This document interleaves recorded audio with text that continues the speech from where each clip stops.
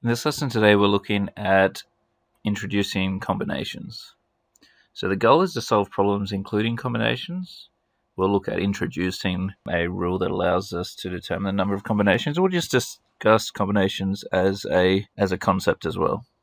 Okay, so we'll start by saying that we could probably look at combinations as another restriction of a permutation. So in that, it's a part of a permutation. We're only focused on the selections when we're looking at combinations rather than the selections and arrangements. So, in other words, we don't care about the order that the items are selected, we just care which items are selected.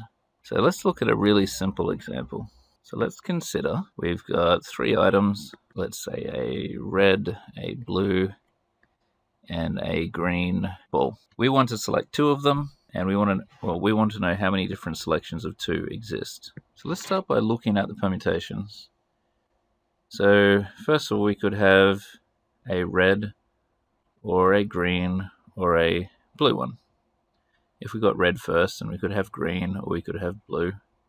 If we got green first, we could have red or we could have blue. And if we got blue first, we could have red or we could have green.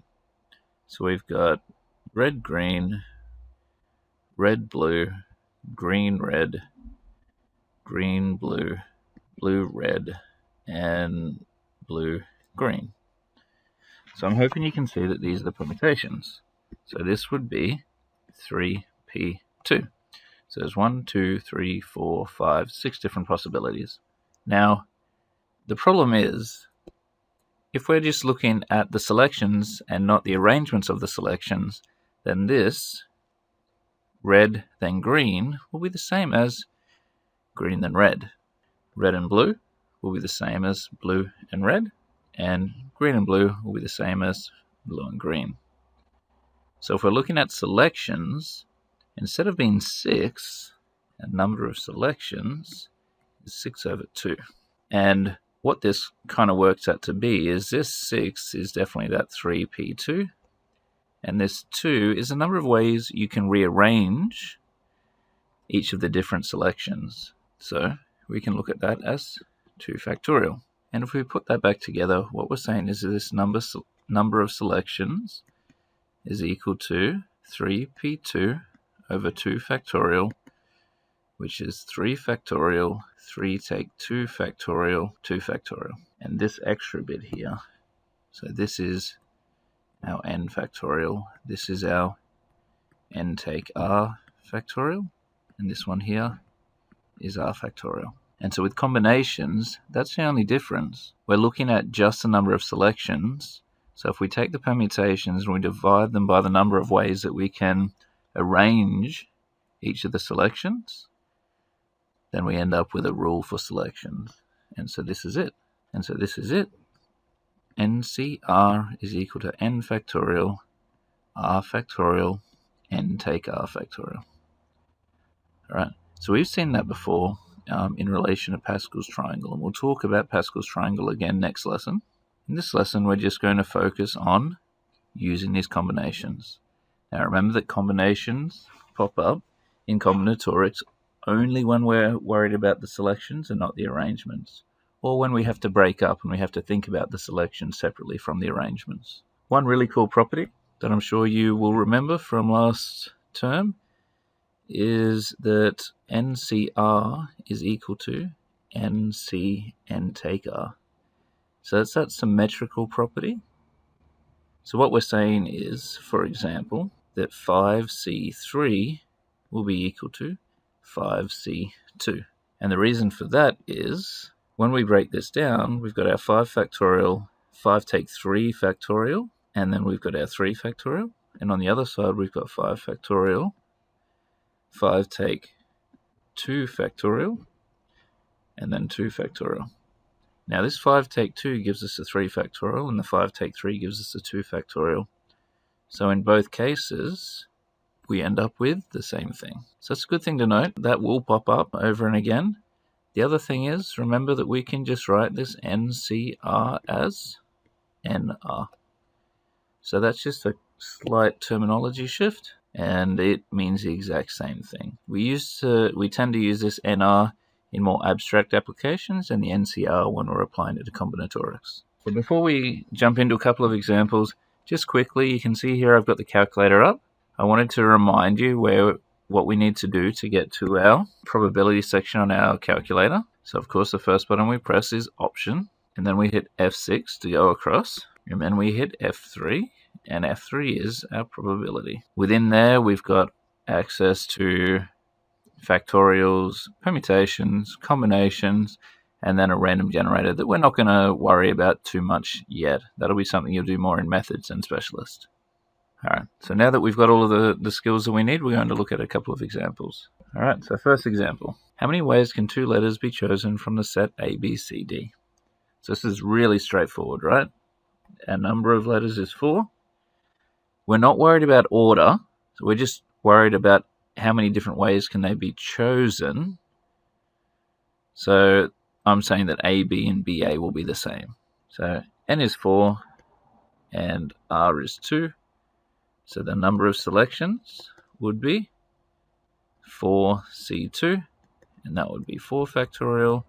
On 4 take 2, 4 take 2 factorial, and then 2 factorial, which means we've got 4 factorial, 2 factorial, 2 factorial.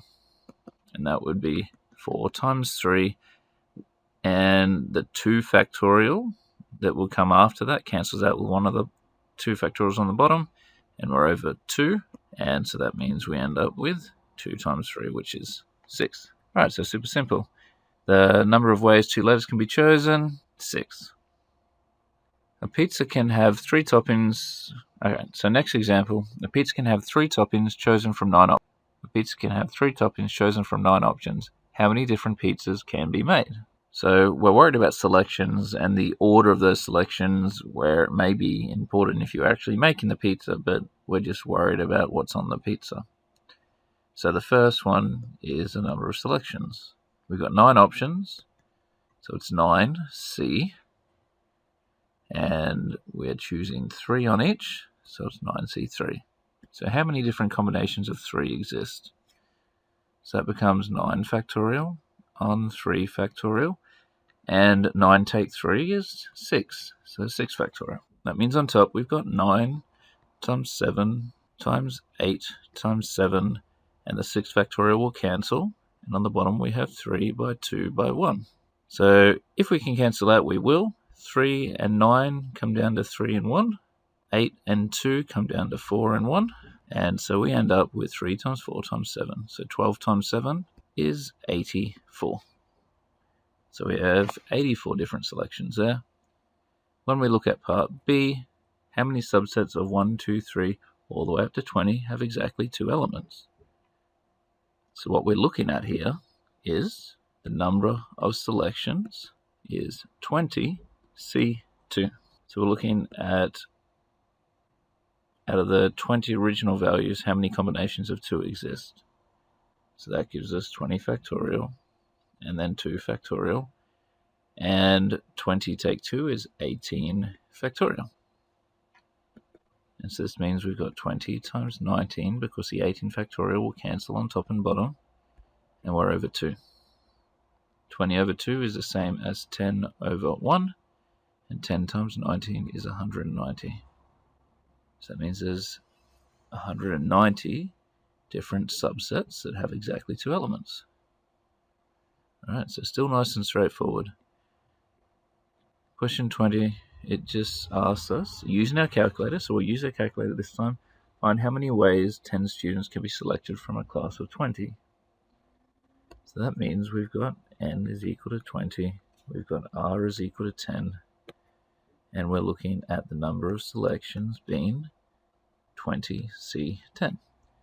Now, as this is a tech active, all we need to do is now type this into our calculator. So 20C10. So typed it in, hit EXE, and we've got 184756. In a question like this, that would be all the communication you need. So making sure that you show that you understand what the number and how many we are rearranging, or how many we're selecting, what the rule is. The number of selections is 20C10, and then it's just a matter of entering into your calculator and writing the answer. All right, question 21. Consider a group of 6 students. In how many ways can a group of 2 students be selected and 4 students be selected? So for A, the number of selections is, we've got 6, and we're selecting 2. So 6 factorial, 2 factorial, 4 factorial, because 6 take 2 is 4. So that means we've got 6 by 5, and the 4 factorial will cancel out on top and bottom, over 2.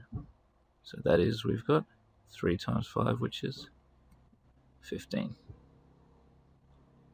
Then B, 4 students can be selected. Number of selections is 6, C, 4. Now we should already realize that this is that scenario where we've got NCR and NC and take R. So we should expect to get the same answer. Let's have a look.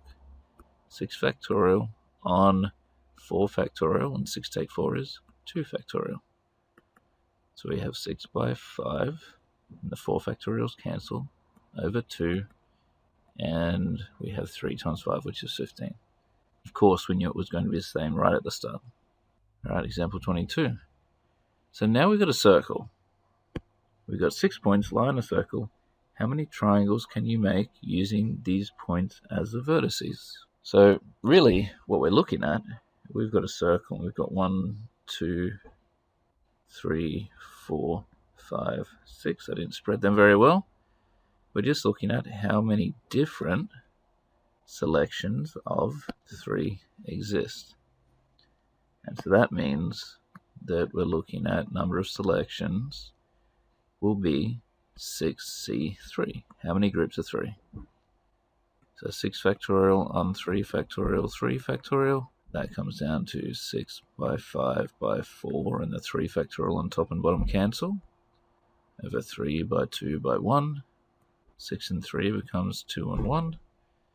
2 and 4 becomes 2 and 1.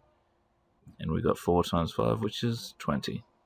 Now, I asked this question as a complex, unfamiliar in one of your first ones. And it would have been quite difficult to work your way through, but now it's quite simple, right? We've got 20 people at a party, shake hands with every other person.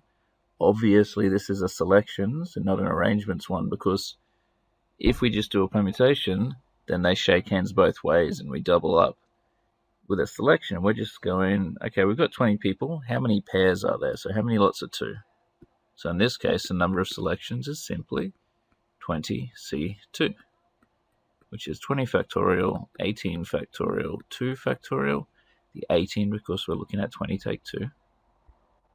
20 by 19, the 18 factorials cancel, over 2, which means we've got 10 times 19, and that's 190.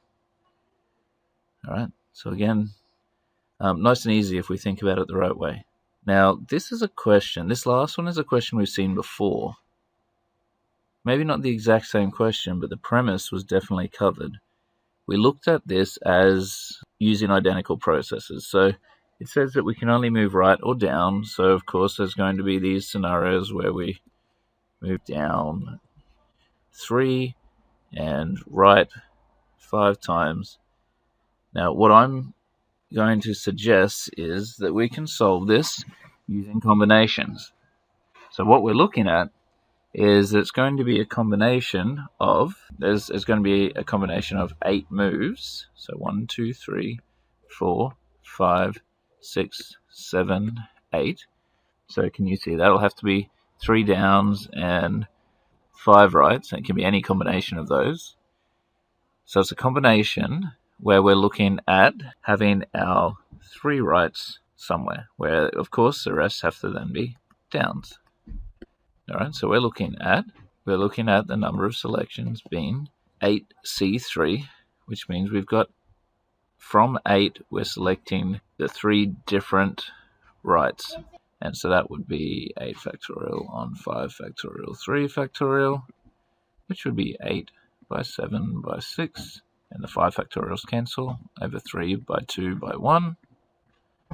This becomes 3 and 1. We get 4 and 1. And so we end up with 21 times 4, which is 84. Now, if we had have thought about it the other way, so what happens if we had have said the number of selections is, if we had have looked at it in terms of downs, we've got 8, and we're looking at the combinations of the 5 downs. So 8C5, which would be the same as 8C3, using that NCR is equal to NC take R, and we end up with that same answer, 84. Okay. So a new concept, it should make sense. We're looking at the number of selections rather than the number of arrangements and selections. So that's that defining factor, and that will determine in a question when you're interpreting it whether it's going to be a permutation or a combination. Okay, so I hope this all makes sense. We'll continue next lesson. We'll look a little more in depth at the processes and the abstract applications with these combinations. We'll look back into Pascal's, and we'll also look at the sum of the combinations, or the possible combinations as well. All right, thank you for listening.